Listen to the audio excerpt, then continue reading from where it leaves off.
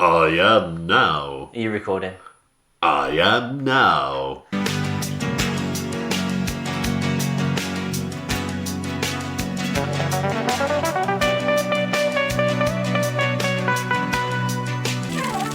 Hi, I'm Ian, he's Ollie. Hi.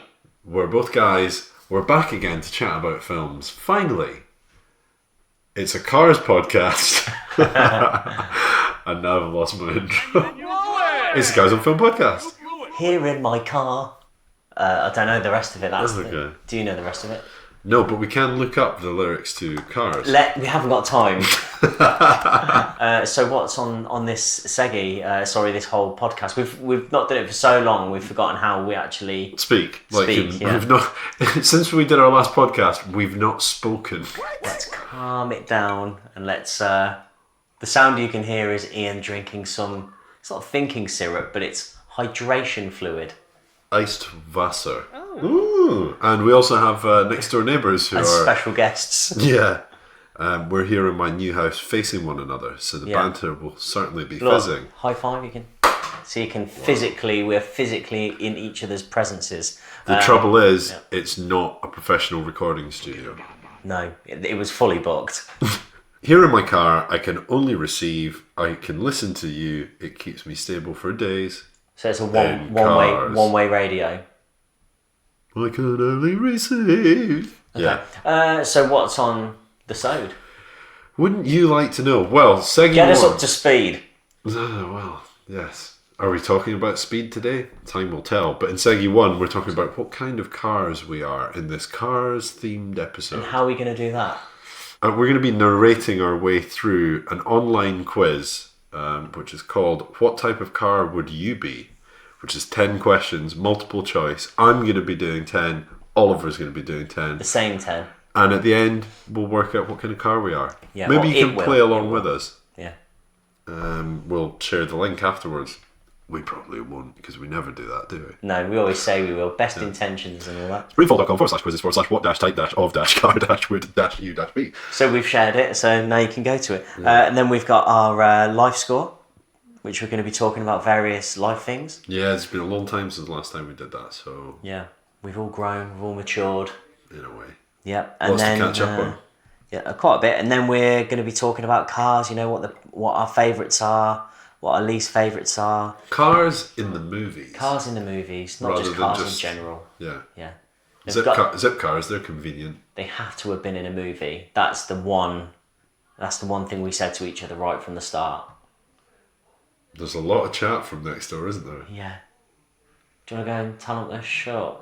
Any chance you could have done this an hour ago so we knew about it first? Yeah. Anyway, Ian, Seggy One? Should we get cracked into Seggy One? Yeah. Guys on Bill. Yeah, but guys, we're talking about Bill. It's the Guys on Bill podcast for real. You know what guys talk about Bill.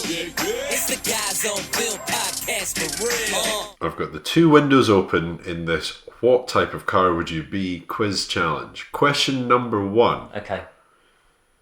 While sleeping, you hear some creaking coming from the kitchen downstairs. Okay. You... ... Rev up your chainsaw. It's robber sawing time. Okay.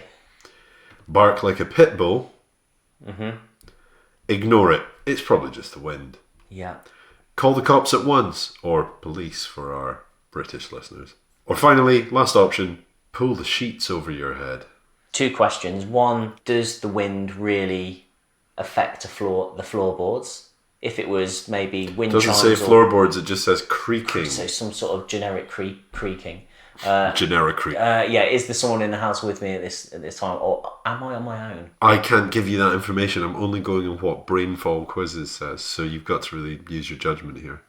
I don't think they've made this on a deeply psychological... I wouldn't call the cops on just one creak. They'd be telling you it's a waste of their time. I'd probably bark. What? Like a dog, I think, yeah. Would you? Maybe. Shall I take that as your final answer? Yeah, what would you do? I'd make some kind of loud noise, I think, yeah. Okay, so that's your answer entered. For me, I'm going to go ignore it. It's probably just the wind. Oh, yeah, there was that option, wasn't there? I'll stick with what I've got. Question number 2. You realise that you forgot to... Just as a reminder, because this could be very confusing as a listener, but this is to find out what type of car fits our personality best. So if you've tuned in to listen to car movie-related stuff...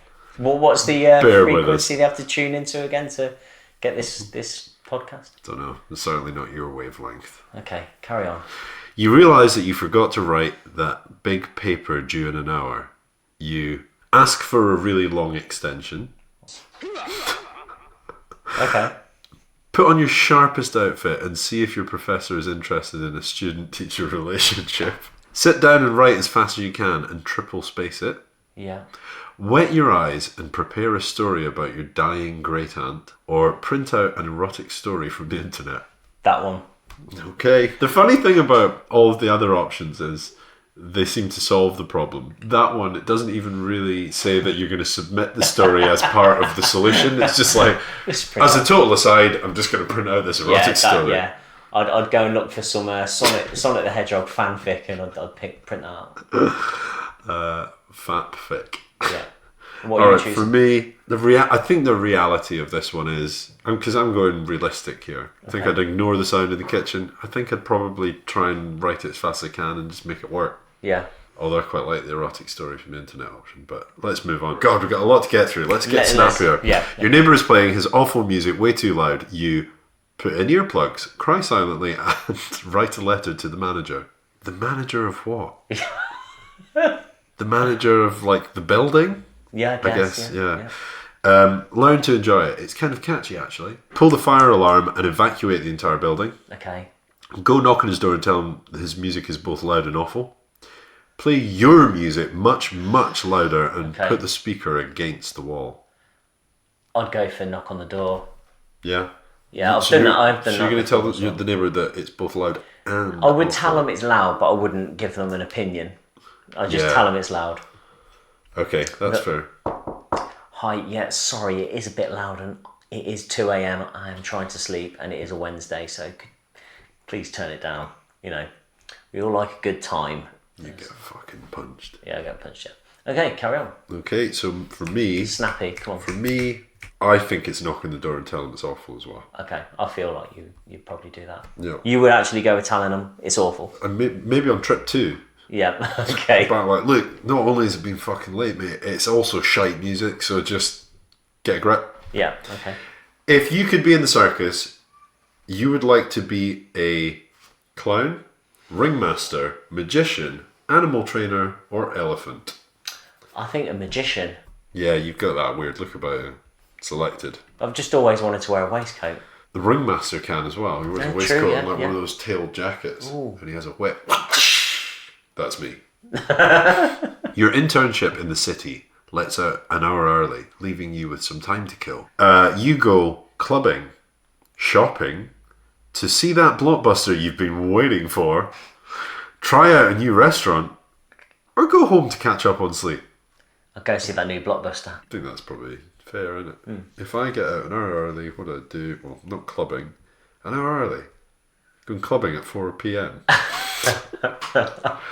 Who writes this shite? I'd say cinema as well. Okay. Go see that 1 hour long film.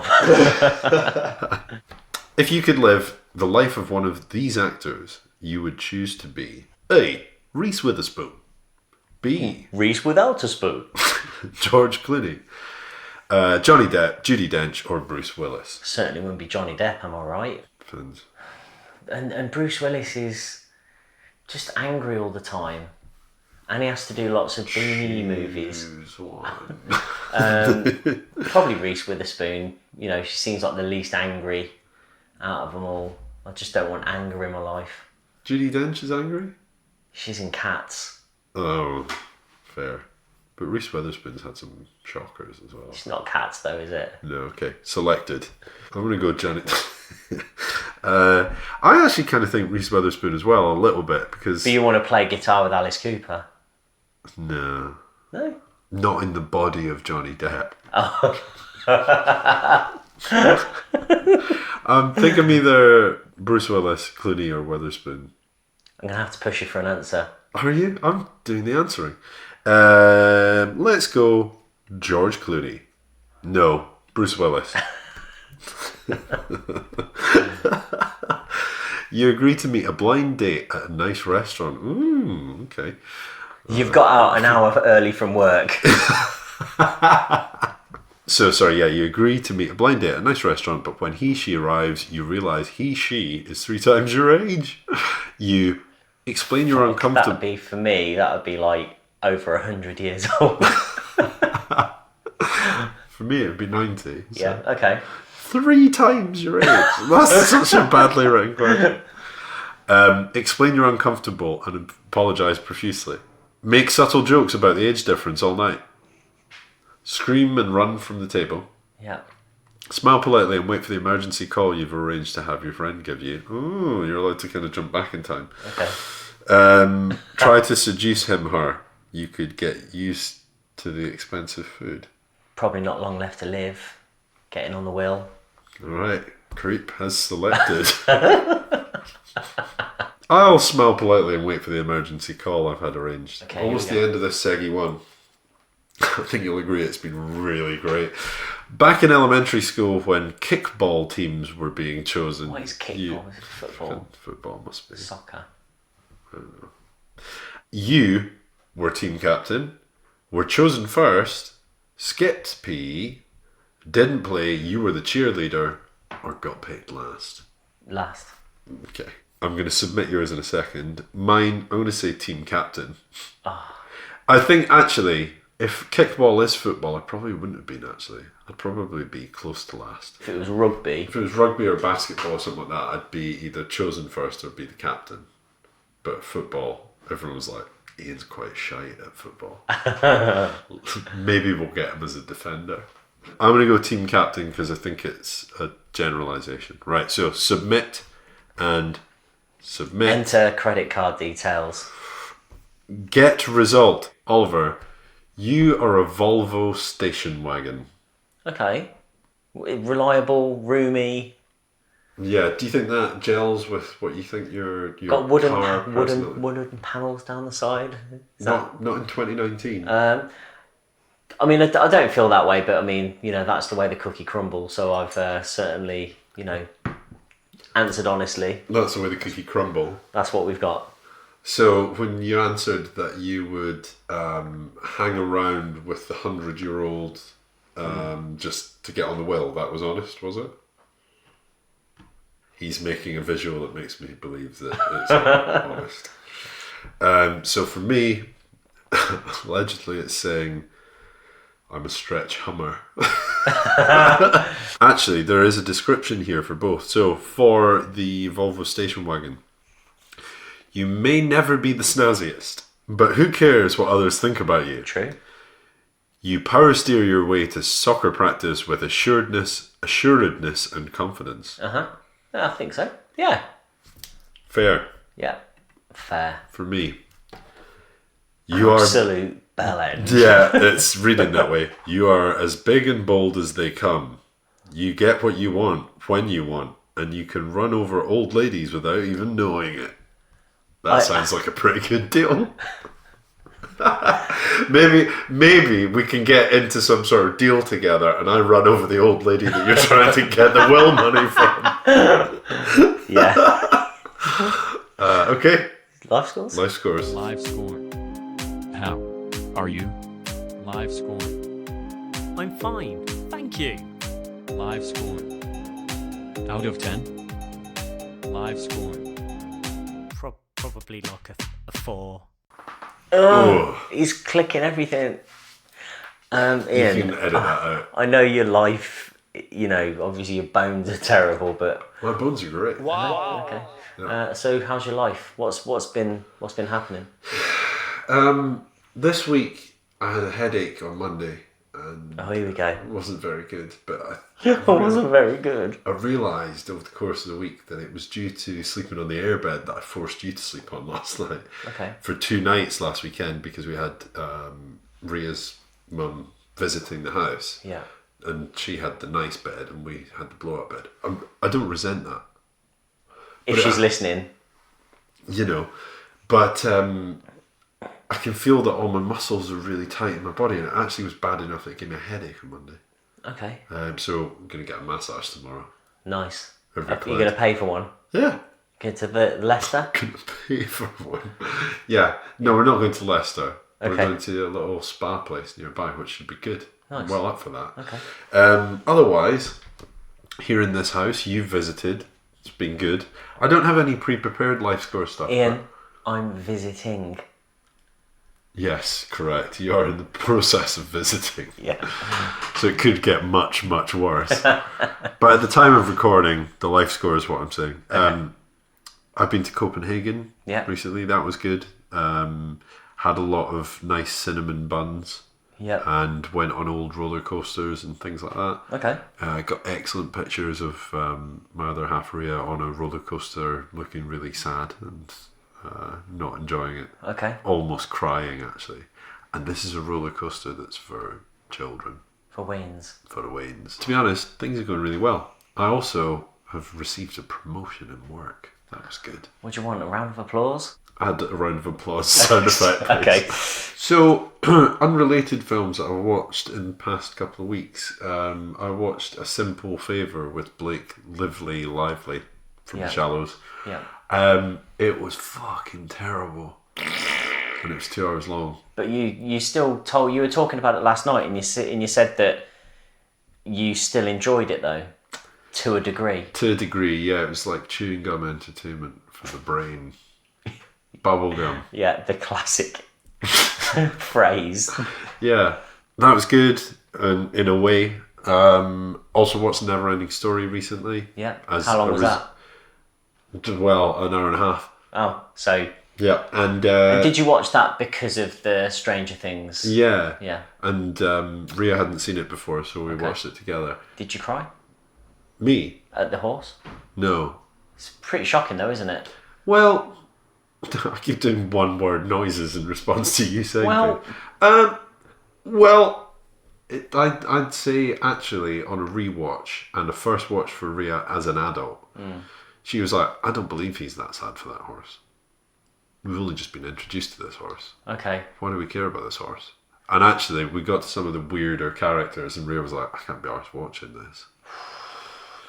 The thing Turned is, it off. For me, I actually really like it, and it does bring back good memories. Turn it off. Well, yeah, I turned it off halfway. I fucking paid for that on Prime as well. Can't believe it. I mean, I'll watch the rest myself. Yeah, nice. But I have watched that many times, and it brought back memories, because obviously I watched it about 15, 20 years ago. So, yeah. Okay. Anyway, so those are some of the things I've been watching. Nice. Oliver, how about your life score?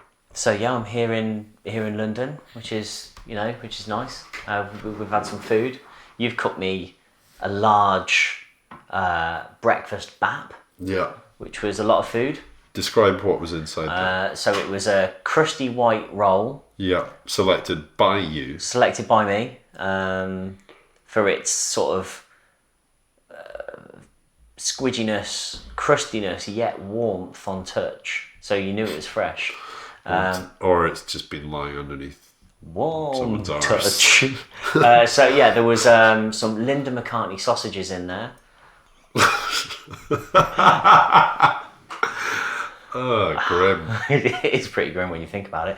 And then there was an egg, which was flipped, a fried egg. Yeah. It had been flipped so that it didn't get runny. I quite like it, Ronnie. I like if Yeah, you've got a but map that it you've just got- runs all You've got over other it. t-shirts here. I've got the one change of clothes. If I get yolk all down my t-shirt, there's no hiding There'd be an improvement. There's no hiding it, right? There was a hash brown, like Uh-huh. a kind of soggy hash brown. 2 hash browns. But they were you've got. good. They were good. And some red sauce. You mean ketchup? Yeah, ketchup. Red sauce. So yeah, that was nice. Moving house. Okay. Doing a house move. He's That's doing good. a house move. Doing a house move. Why are you doing that? Because myself and fiancé of the podcast, Mandy, are wanting to move in together. So that's that. So that's all going. That's all going. You talked according- about yourselves like almost like in the third person there. Are wanting to move in together. Yeah. So movies wise, seen some crackers recently. So sort of Aladdin, which I really enjoyed. So I kind of wanted to see it from the trailers anyway. Yeah. Thought this looks fun. It looks vibrant. I'm up for it. I went to see it. I took Eric to see it, and basically the promise was, I'll go and see Godzilla, King of Monsters, with you. Okay. If you come and see Aladdin with me, because at this point I was completely, fully tuned out on Godzilla. I wasn't that bothered. Okay. So first of all, we went to see Aladdin to get my side of the bargain done and closed. So we went to see that, and we both really enjoyed it. And Eric said to me before, he was like, "I'm not bothered about going to see this at all." So that was why the deal was in place. But we both really enjoyed it, and we went to see it a second time. Wow. On the same day? No. When the next time they were here, Rosie was also here as well, and we all went to see it again. And like Rosie said, it was one of the best films she's ever seen. Wow. And she said Disney make the best films. Wow. Disney make the best films, don't they? I went to see Godzilla 2, and it was pretty bad. Yeah. And like now one of the big common sort of themes from you is that I like action nonsense, total shite, like Kong Skull Island, that you were like for ages going, but it was crap, wasn't it? And I'm like, no, it was good, it was fun, it was good. But that was quite good. That was quite good fun. Yeah. This Godzilla film. It was good, it was fun, it was good. This Godzilla film was just shit, it was bad, it was bad. Absolute crap. It was painful to watch in places. It was everything. Basically, the monster stuff was all fine. That was all good. Yeah. But like there were some really cool bits with the Godzilla. Okay. They were all fine, present and correct. Godzilla bits, great. Human bits were just terrible. And like 11 was in it, and basically it was the same sort of thing. She was just screaming really loud. She did less of that in series 3. Yeah. She did less. She was just like silently doing. But did you notice she'd always like sort of turn up at the very last second and like force choke monsters? Yeah. She did that quite a lot. But I really enjoyed that. So and lastly, I saw the new Spider-Man, which was a lot of fun. I really enjoyed that. Wow. And it was just a lot of fun, Ian. That's excellent. That's really me. excellent. I'd say at the moment I'm an 8.5 out of 10. I would say I'm an 8.5 out of 10. Cool. One last film I forgot to mention that I watched was Detroit Rock City ahead of going to see Kiss live. Is that the sequel to the film Detroit? No. Okay. It's a prequel to it. Okay. It's quite bad, actually. Like, I saw it a long time ago and kind of thought it was like, all right. Road trip. Yeah, road trip thing. But actually, loads of the humour in it is from that point in the 90s where, like, the term gay was like a throwaway insult. And, like, but actually, one step further, they were calling people fags and stuff and, like, making it, like, really derogatory to, like, anyone that showed any sign of, like, less than full masculine, like, manliness while you're going to see Kiss. Oh, hey, fag. Yeah. Like, and it was just like all of that has dated really, really badly. Yeah. And so it was less good. And I think a lot of it, you can tell just from watching it, is definitely the workings of Gene Simmons being a producer. Right. But anyway, I mean, it's entertaining enough. Chewing gum for the brain. It's chewing gum for the brain. Yeah, anyway, so I'm an 8.5 as well. Shall we get into some cars? They've gone and done the research, they've brought it all back. That must have been hours and hours of research. wow, I really can't believe certainly is food for thought. I hope that information wasn't false. Ian. Brawl in Cell Block 99. Have you watched that? No. Oh, that's terrible. Well, actually, it's not terrible, but it's fun. Anyway, sorry, are we starting? What is a car? Car? Yeah, what is a car? Let me just find out from the internet. It's a road vehicle, typically with 4 wheels, powered by an internal combustion engine and able to carry a small number of people. So, Ian, what we deep diving in? We're going to go into movies and their cars. The car's the star. The car is the star of the movie. Yeah, sometimes. Notable and iconic cars that have been used in movies and maybe some movies that are specifically about the cars. Okay, fine. Yeah. All right, fine. Yeah, just get on with it. I agree. Do you want to talk about specific films? Where do you want to talk about? I've got a list of my best cars here. And I've got a list of my worst cars. We've done our personality test for cars, but Yeah. before we get into the movies we like with cars, what kind of car guy are you? Like, because we have both worked together in a car related racing games, game company, right? Yeah. Which requires some level of knowledge, probably at a slightly deeper level than most people can be arsed with cars, right? Like knowing the various different series that race against one another, Yeah, and sure. then like what differentiates them and all that sort of thing. Yeah. Most people don't know that and Okay. aren't bothered. So is that something that you're mad up for, or are you just No, I think most of my car appreciation has come through the work I've done on it. So, you know, I like the rallycross. So that's probably my favourite type of racing sport to watch, because it's, you know, it's fast, it's quite brutal. You know, there's fast and contact. brutal? The same way you like your music. Yeah, there's like, you know, cars rolling over and all sorts of stuff. It's, you know, jumps. It's good. So I quite like that sort of end of the spectrum. You know, I'm not so keen on, you know, the sort of more procession style racing, I guess. I like it to have a bit of, you know, elbows out racing, as we like to call it in the industry. I didn't like what you just did there. Okay. So, but yeah, I mean, you know, What kind of experience have you got in am I cars being yourself? interviewed? Yeah, I'll just try to get it out in the open. Like for me, I mean, I've been a driver for, you know, nigh on 20 years. wow, that's 2/3 of my life. Yeah. Okay. Okay, I can drive, but I don't drive. Okay. I don't have a car right now. Neither do I. We should talk about that, right? No. The Talk about it. the timing of this has been No, interesting. don't talk about it. It's Why? still hard for me.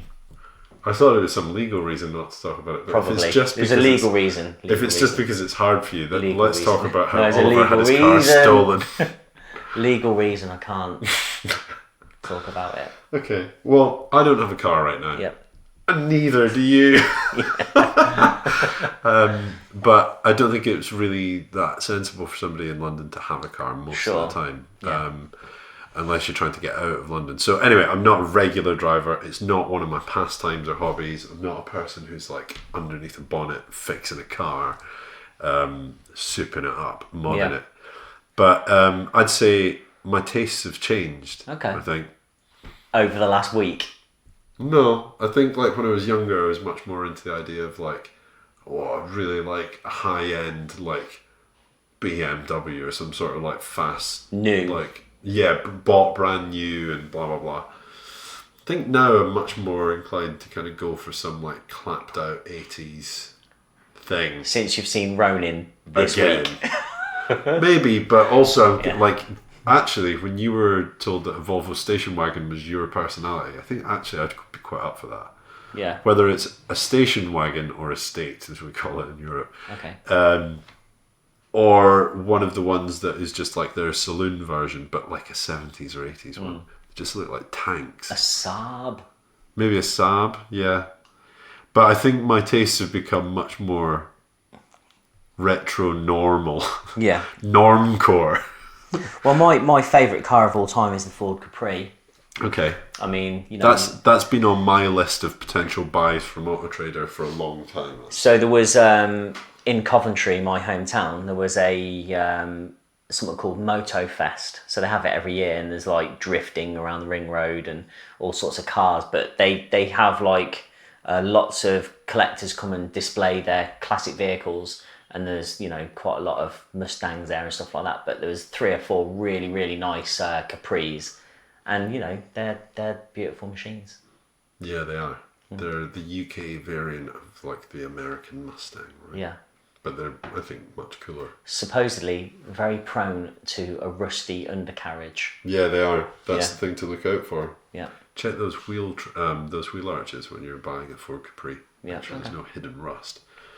All right. So, what about cars and movies then? So, do you want me to give you my best cars? Okay.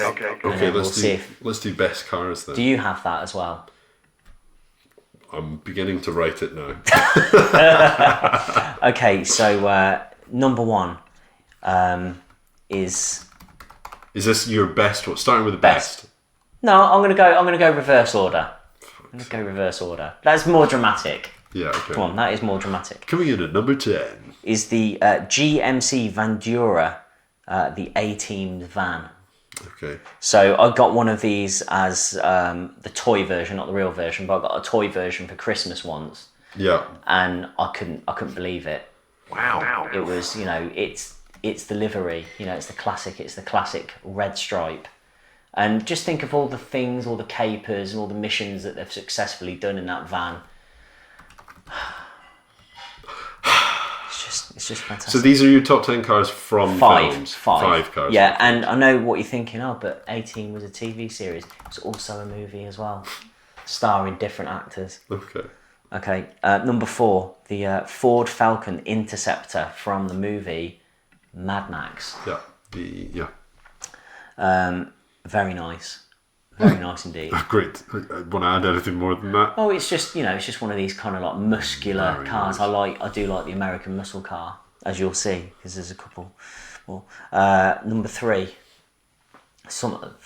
changing it up, throwing a spanner in the works, is the 1970 Porsche 911 with the Le Mans livery. Yeah. From the movie Le Mans. Do you like the movie Le Mans? The Mans, as I call it. The Mans. And just very nice livery as well. When I say livery, I mean the decals and the paint job and the colourway. Yeah.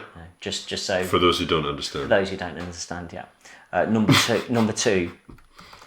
I don't know if I'm gonna say this right. So prepare to laugh at me if I do. Okay. So it's the Toyota Sprinter Trueno. Yeah. AE86 from the movie Initial D.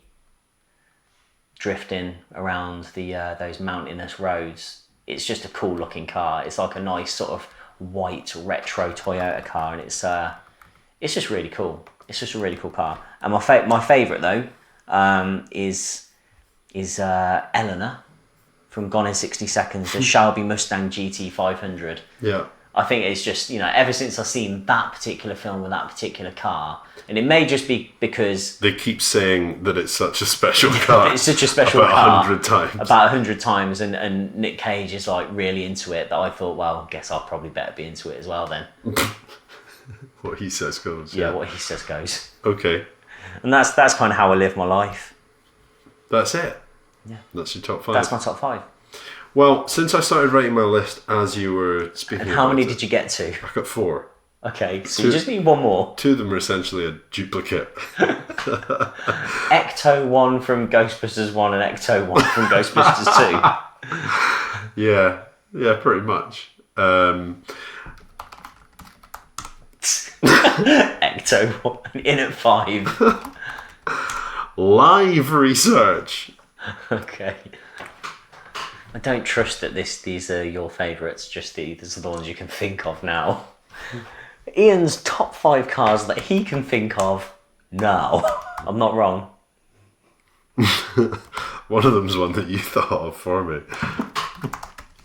1, 2, 3, 4, 5, 6. Okay, great. 6? Shut up. Okay. Okay, coming in at 5 for Ian here is the Batmobile from Batman and Robin.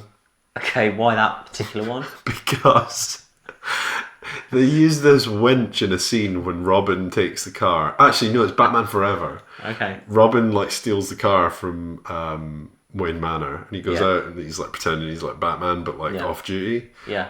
And everyone's like, "Hey, Batman!" And he's like, "Yeah, all the chicks." And then realizes he's in trouble, has to drive away from a gang of baddies. Yeah. And then he uses this winch to hook onto the top of a building, and the car just does this really implausible up a wall and Drive up a building. Drives up the building. How does he get off the building? They cut before you see any of that, so don't know. Maybe it flies away, which it should have done in the first place. But anyway, just because of how shuddery all the plastic wings on the back of it were, and how like basically horrible the prop must have been. These to are your use. top 5. Yeah, brilliant. What's 4? The Batmobile from the Dark Knight. The Tumbler. Because it's much more functionally sound Okay. than the one that I just described, and it is actually pretty cool. Okay, yeah. It's a cool one. I would go for the Aston Martin DB5. That's my number 3. Okay. Which returned in Skyfall. Okay. And Daniel Craig had it in that, and I think it looked very cool. Okay. And the newer Bond as well. In at number 2, it's the Wraith car. Oh, Yeah. the Charlie Sheen film. Yeah, do you know it? Yeah, I do. Yeah, do you know what kind of car it was? No, I don't. It's like an evil Knight Rider. Yeah, but it's actually a supercar created by Dodge called the Turbo Interceptor. And is it one that was made for the movie? Here's a special guest. There's a flock of geese. It's actually someone sawing some wood. Yeah. Anyway, that's carry on. Weird. Dodge M4S Turbo Interceptor. It's a really weird shaped car as well, actually, but it looks like everything that an 80s designer would think To like do. a sort of cool supercar would look like. It's got very sort of cloaked looking design, and it was used as a pace car in the Indy World Series. So there you go. It's got a very unique shape. It almost looks like a sort of stealth style car, even before it was in the movie Wraith. And then finally, my number 1 is actually Eleanor as well. And I would actually say that's true, because I think my favourite car that I would like to buy myself is also... Yeah, Shelby. like a Ford Capri Yeah. here. And Yeah. I think obviously that takes from like the design... stylings of the Mustang. Yeah. Okay. So yeah, the Shelby GT Mustang Eleanor. But I think also with that, like people talk about like Vanishing Point and like I've always kind of tended more to the Ford side than I have like the Chevy side. I think for the sort of old styled muscle cars. So Agree. there you go. What's your favourite car stunt in a film? Quite liked Blues Brothers 2000 having hundreds of police cars go over the top of a hill. It's not really a stunt, it's just like smashing loads of cars. Yeah, okay. I don't know, what about you? I know what it isn't, so it's not. Here we go. No, but it's not. Someone's got a big opinion. No, well, yeah. So one of the films, I'll get into this in a minute, but one of the films I watched the other night again was Gone in 60 Seconds. I enjoyed it. It's cheesy. It's a bit cheesier than I remember it being. Mm-hmm. Some really cringe moments in it. But the stunt at the very end, so basically Nick Cage steals Eleanor, the GT500. And you've got the coppers chasing him. You've got loads of policemen chasing him, like, tons of the buggers. And he's managed to get most of them crashed in like unique ways. But his luck's run out and he's gone onto some sort of like suspension bridge. Coppers behind him, traffic jam in front of him. But oh no, there is some kind of like... Tiny gap. No, there's like a ramp. Yeah. Yeah. Who put that there? So there's this ramp and it's a truck. It's one of those, you know, like in GTA where you get the car transporters and like to get the car onto the transport you can drive it up the ramp, yeah? Yeah. One of those is there and the ramp is, you know, in ramp position. And basically he thinks, you know what, F it. And I'm going to go for it. And he goes for it and he floors it and he basically jumps over the traffic jam. And it's just the most improbable stunt I've ever seen. And when he lands, it would just, I mean, it would completely destroy the suspension of this car. And your probably, suspension of disbelief. And probably his back would be about 3 inches compressed. Oh, my spine! Yeah, so that's probably the worst one. I mean, look, I think for sheer mathematics, it's probably got to be the, you know, your James Bond barrel roll off the wooden bridge. Yeah. You know, that 360 spiral jump. I don't know what film it was from. I think it would be a Roger Moore one. So it was actually from The Man with the Golden Gun. Yes. And I think just on a technical level, for the time, you know, that was filmed, it'd probably been the 80s, early 80s, something like that. Do you want to do like staccato facts? I'll search them up every time. Man with a Golden Gun. 1974. So it was The Man with the Golden Gun from 1974. Yeah. And when you just think about that on a pure sort of calculation level, I mean, how were they able to do the maths in the 70s? 1974, I mean, they'd already got a man on the moon, but Can they make a car do a barrel roll and land it? For film? But I think that's probably one of. There's probably some good ones in like Fury Road or The Matrix 2 or something like that, but I think that one's quite good. Do you want to know what mine is? Go on in. Also a Keanu Reeves one, but from Speed. The bus jumping across the enormous That's gap. basically like the Gone in 60 Seconds stunt, but on a bus. But what's better about this one is there is no ramp, yet it still implausibly goes up higher in the air at the point of liftoff. So it would genuinely just flop off the end, right? It would just like flop off the end, yeah. But what's good about it, because I'm actually watching it silently as we do this, is like right as they go to make the jump, Sandra Bullock is driving the bus at approximately 70 miles an hour. Yeah. And Keanu Reeves is standing next to her. And then at the very last second, as she most probably needs to concentrate, he just like dives on her and gives her a big hug. So like theoretically, she would have just spun the wheel off to the left and they would have like flubbed it really bad. Yeah. But anyway, it's good. The thing that also I think is Gone in 60 Seconds suffers a bit from the Alien 3 ending issue of the effect on the jump is bad. Terrible. It's like this optical effect of like probably just a matte painting behind like a car that's got Nick Cage smiling in it as it goes across. It's really stupid. terrible. Whereas Speed has got miniatures that they're using and they're like pulling strings to just lift the thing off a bridge, but like it at least looks slowed it down a bit. Physical, yeah. So I'm just going to give people, we'll talk about a little bit about Gone in 60 Seconds. I'll give you the official synopsis.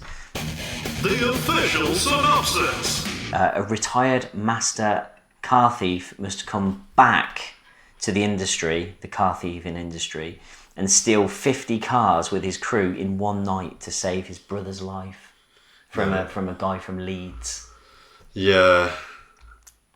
I think also his brother, to me, Dickhead. Didn't seem like he was worth saving. No, but family's family, man. You know what I mean?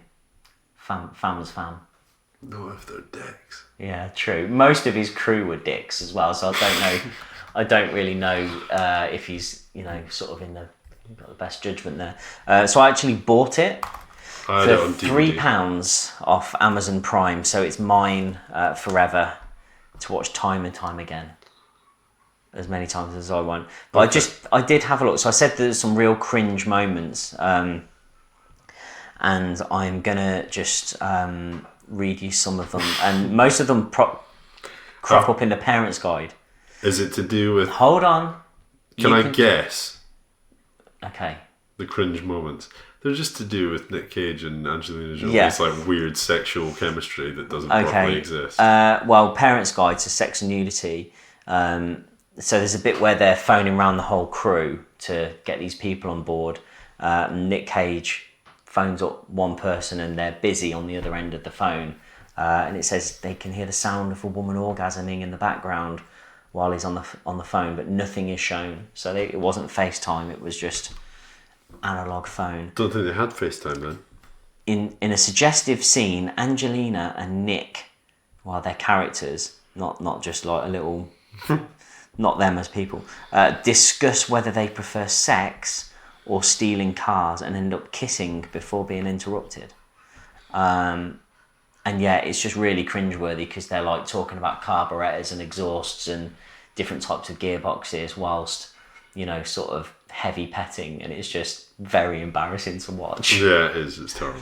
And finally, a man and woman, and this is actually in the same scene, because what's actually happening is that Nicolas Cage and Angelina Jolie are sort of staking out a car that they need.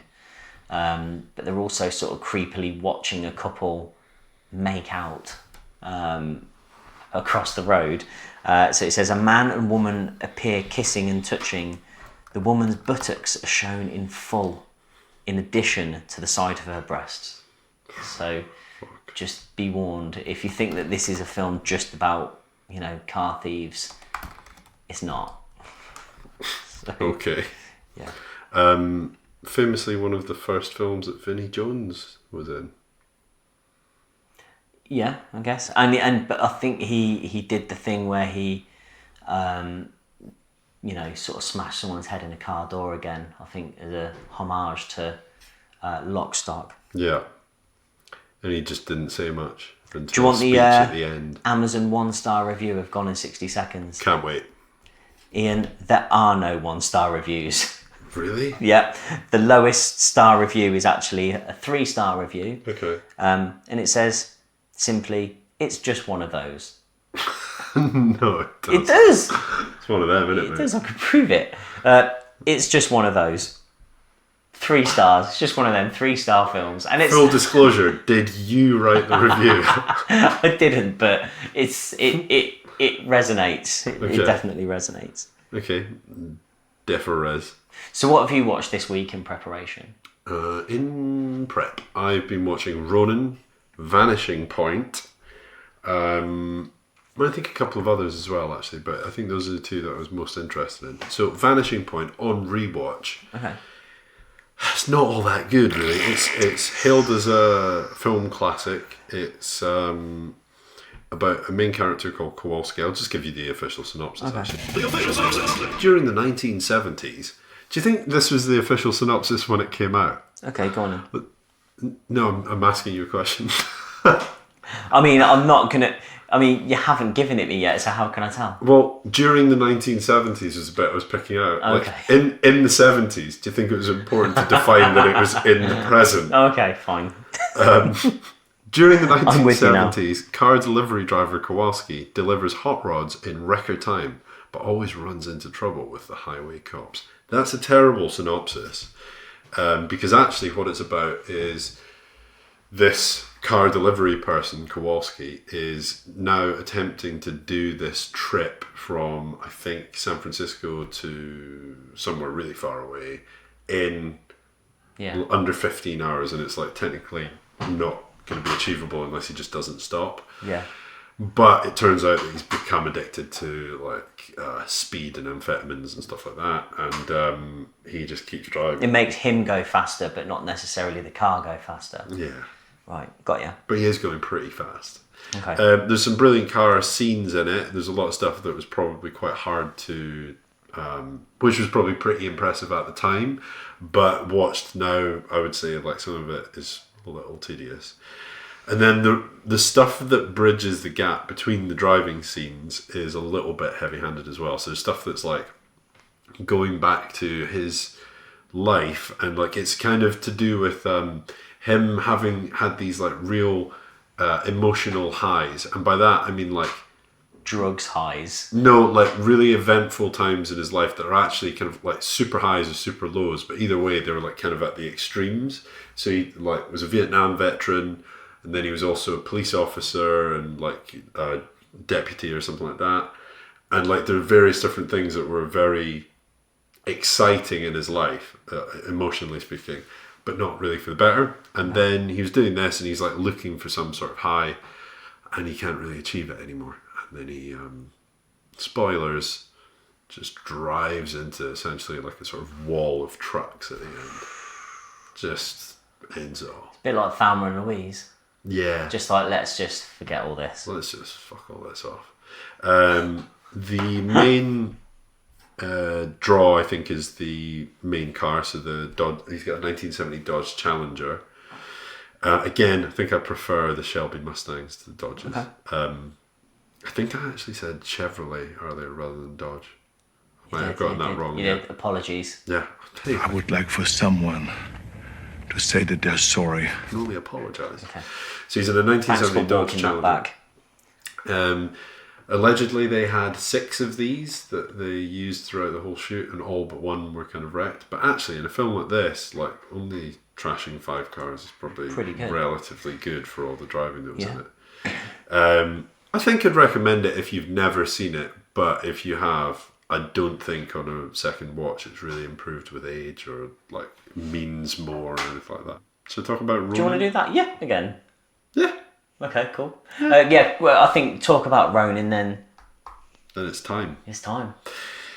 You've seen Ronin. I've seen Ronin. What's the official synopsis?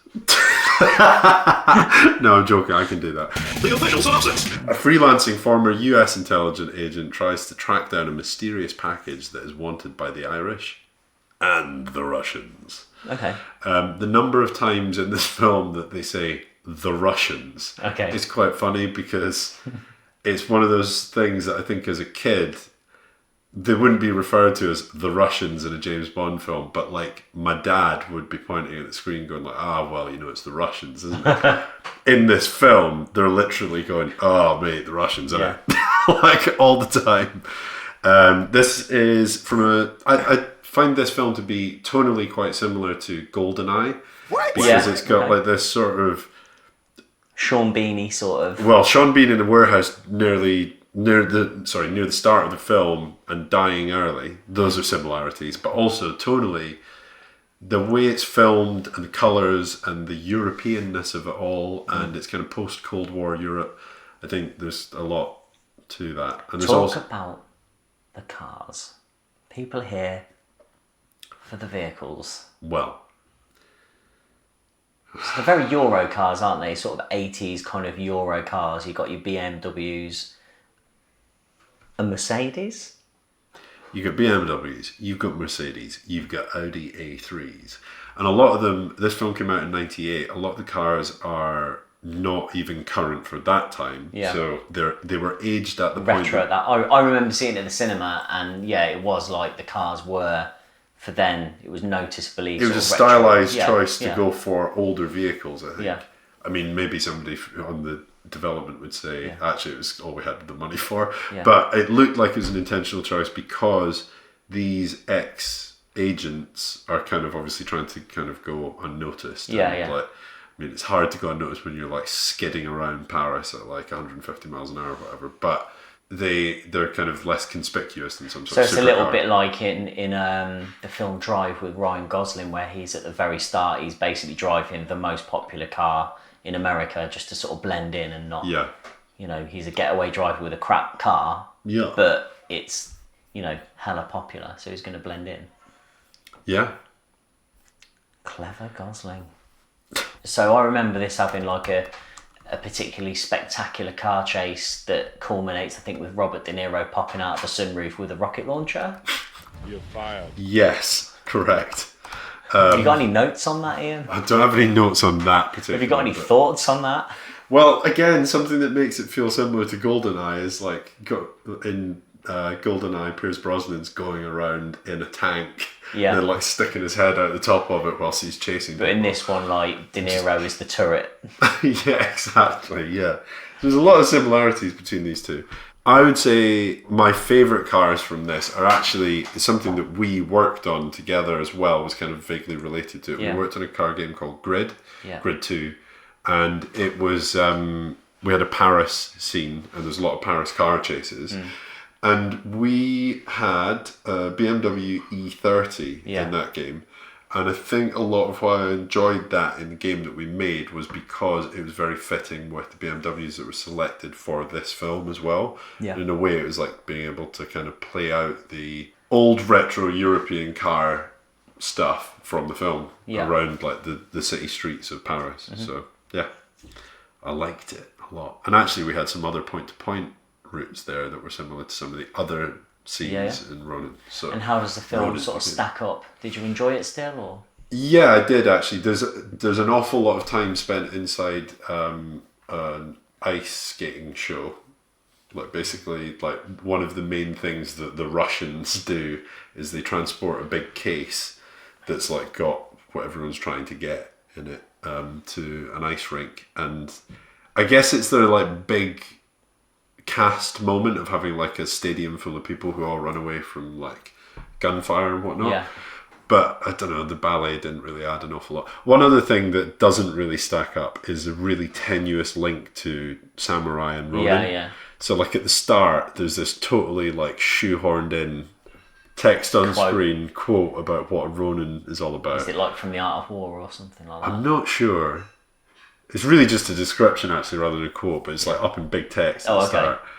And then see if you can spot the link. Yeah, and then like there's a little bit towards the tail end where one of the characters is painting some little models. And Is this in a similar scene where like someone's getting a bullet extracted out of them? Around that time, so it's just after tinking it into a little kidney dish. Yeah, so Robert De Niro explains to somebody else how to remove the bullet from him. And then afterwards he's like, "Now, if you don't mind, I want to piss out." Yeah, it's a good line. Yeah, it's good. But yeah, just after that, he's then in this sort of safe house, and the chap is painting these little Japanese-style models, and he explains to him what a Ronin is. And he says, yeah, around like 50 or 100 of them committed ritual suicide. And after just saying, yeah, no, I like that, after the guy explains the suicide bit, he's like, no, that I don't like. Which is fair enough. Anyway, Ronin. What do you think of Ronin? I liked it when I saw it. I thought it was really cool. Yeah, I do remember maybe at that particular time I was like going for the cars and the car chase, but ended up enjoying the movie. But I'd watch it again. So I just didn't want to end this without mentioning one genre of films that I think is really cool. Wow. And that is the killer truck film genre. So you've got your duels, your breakdowns, your joyrides, and your maximum overdrives. Yeah. And I think, you know, if we're talking like big ominous vehicles, you can't really go far wrong with a massive 18-wheeler or just the bloody truck cab itself in some instances. But I really, out of all of those films, I think I like Breakdown the most. It's the Kurt Russell one, and it is tense AF. I think Duel is tense AF. Yeah, I think they all have, apart from Maximum Overdrive, the Stephen King one. Is it fair to say that Duel was the first of the genre? It is, yeah, very much fair to say that was. Yeah. It is very much fair to say. I'm allowing you to say it. Okay, so the scene was set with the tension created in that one, right? There's lots they can just run you the fuck over, can't they? Yeah, there's lots of scenes of the never run out of petrol. Main character like sweating and like wiping beads of sweat away while he's in phone boxes trying to work out what's going on, jumping back in the car trying to get away. All that kind of business. And a lot of inner monologue of, hey, why won't he just leave me alone? Yeah. What's this man doing? I've never seen Maximum Overdrive, but I have seen the trailer. And you've seen Joyride with Candy Cane. That one. I think it's got Paul Walker in it. And there's a bit where the truck is chasing them through a cornfield. I've not seen Joyride. It's quite good. But I think if you're going to watch a couple, maybe go for Duel and Breakdown. Kurt Russell. Yeah, so I've seen Duel. Have you seen Breakdown? No. Okay, it's a good film. Okay, well thanks. I'm learning. Okay. I hope some of the listeners are. Okay, cool. What about Joyride? Is it worth it? Yeah, I think it looks bad from the cover, from what I've just looked up, but it's good. I think it might have been called Roadkill over here. Okay. Potentially, it was called Roadkill over here. I don't know. It goes all the way up to Joyride 3 Roadkill, which there's a version of which is unrated. I think in the UK that's called Roadkill Joyride. Then Joyride 2 Dead Ahead, again, also has an unrated version. Okay. Great. Yeah, and do you remember, I think there was the film The Hitcher as well with Rutger Hauer? Yes, I really like The Hitcher actually. So where, I think, and that was the one where someone was tied betwixt two trucks going in opposite directions. Yeah. And I remember being told about that as a child, told about that scene, and it was like, you know, it was one of those frights that I'd give myself without having seen it.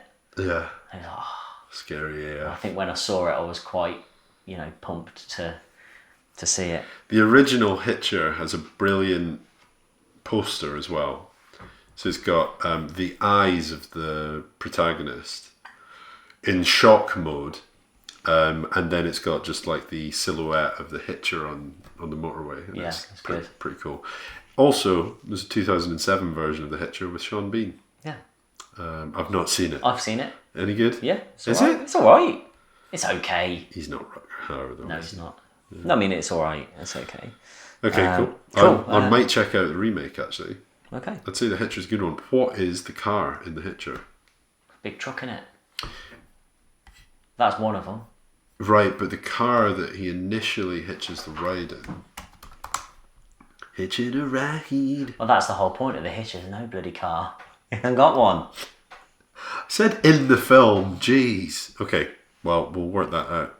Answers in a stamped addressed envelope. Oldsmobile 442. Oh, that's what was used in 2007. Hey, maybe we'll never know. Ian researches things. You can edit. For God's sake. Any other notable mentions? I just wanted to also mention one of the genre of film, and that's the road trip film. So, you've got your vacation, going to Wally World. Yeah. And that was in one of those kind of saloon style big car with the wooden panels on the side going to Wally World. Little Miss Sunshine in a kind of little sort of camper van. And Thelma and Louise. That's also another cool road trip film as well. Yeah. So yeah, just, road trip films, where it's less about a big old, sort of stunt. It's more about, the being with the car on the road, the breakdowns, the drama. So, the famous road trip one that I like is Dumb and Dumber. Yeah. With the Mutts Cuts van. Yeah.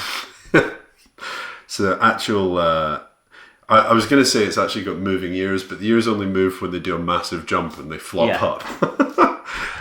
Which is pretty good. But I think it's aged badly probably, but... the film hasn't really. No, some of the jokes not a little bit off colour.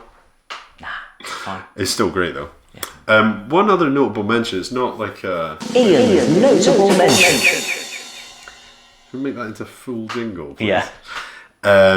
Is the station wagon from Terminator 2, which has now just recently made a reappearance in Stranger Things Series 3. Okay. But they're very well-known station wagons that are just seem to appear in lots and lots of films, right? But again, that's them trying to make a breakaway in something like...